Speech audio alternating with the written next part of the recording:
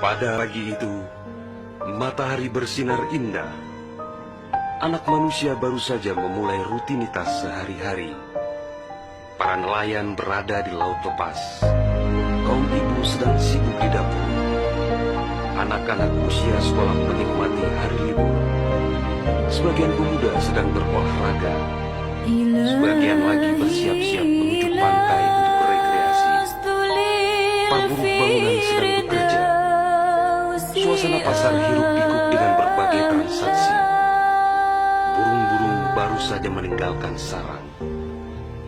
Tiba-tiba pukul 7:58 waktu Indonesia Barat, hari Ahad, 26 Desember 2004, bumi Serambi Mekah berguncang dahsyat.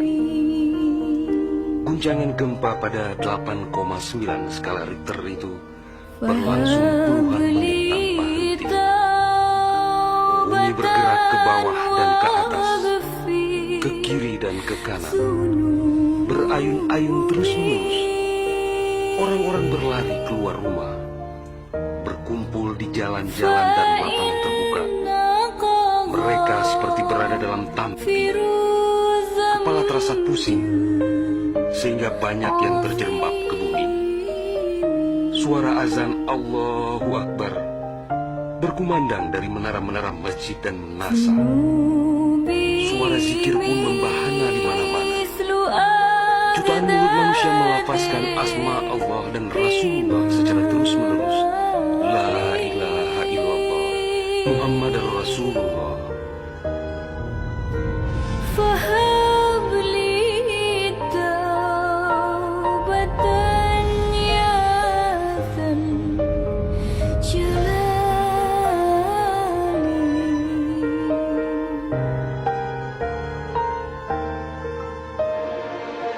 Selesai gempa dahsyat itu, sebagian orang pergi untuk melihat-lihat situasi. Karena terbetik kabar bahwa di tempat tertentu ada bangunan yang runtuh, ada tanah yang terbelah, dan ada pula rumah yang ditelan bumi.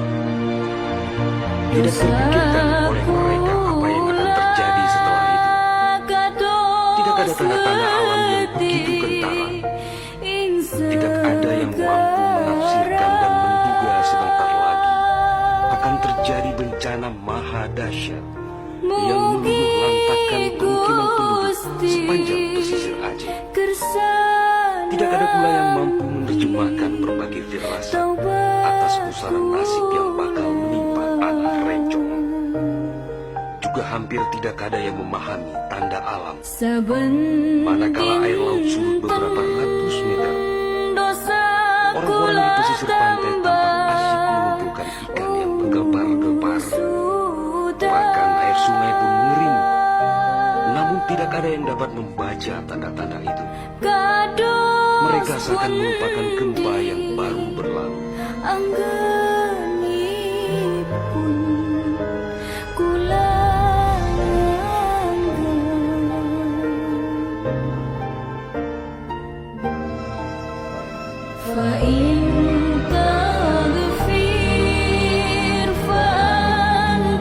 Di berbagai tempat, orang-orang sibuk memperbincangkan gempa sangat dahsyat itu yang belum pernah mereka alami.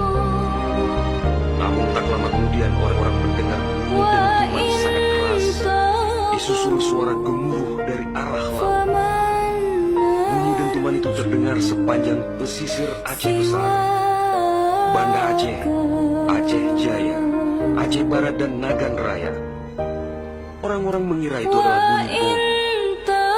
Memang sebelumnya sering terdengar bunyi bom yang menghiasi kehidupan orang Aceh ketika itu. Karena Aceh dalam situasi konflik bersenjata. Orang-orang pun bertanya dalam hati, mengapa masih ada pihak yang tega berperang dalam suasana yang begitu menakutkan.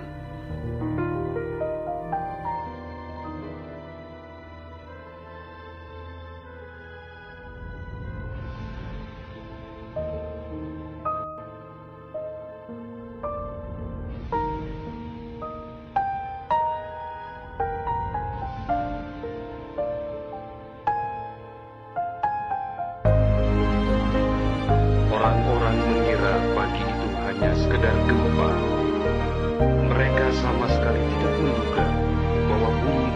keras tersebut adalah akibat patahan lempengan bumi yang berpusat di Samudra Indonesia sekitar 149 km sebelah selatan Calang Haji Jaya.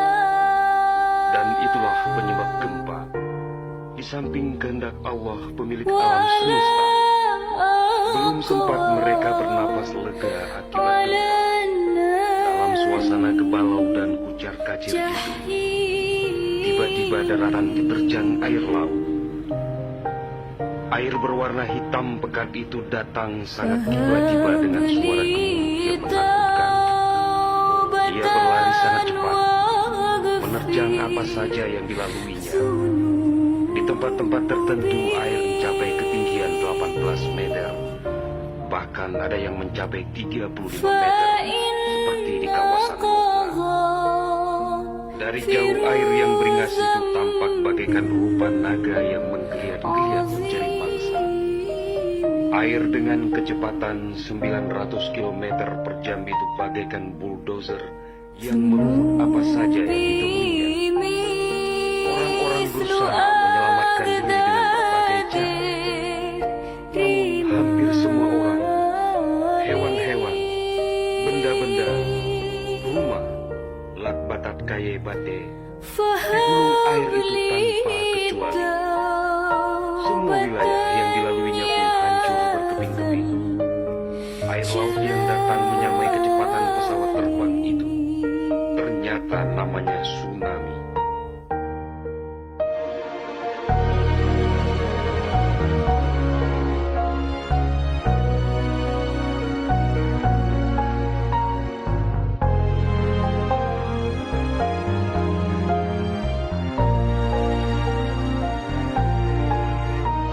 Kekuatannya memang luar biasa. Dosaku Kapal apung PLN yang diparkir di perairan Banda Aceh digelandang tsunami sampai 3 km ke dalam. Kapal itu sekarang menjadi objek wisata tsunami. Demikian juga kapal angkut segalas milik PT Sai diseretnya ke atas badan jalan negara Banda Aceh Melabu di Loku. Kapal-kapal nelayan ukuran besar yang diparkir pelabuhan ikan di Lampulo, Banda Aceh, banyak yang terdampar ke pusat kota, termasuk mesin cetak harian Serambi Indonesia di bawah tsunami sejauh 1 km. Kendaraan roda 4 hancur tak berwujud. Rumah dan toko-toko serta bangunan lain yang kokoh pun hancur lebur rata dan tanah. Semuanya di luar dugaan manusia, seakan sebuah mimpi buruk yang sangat langka.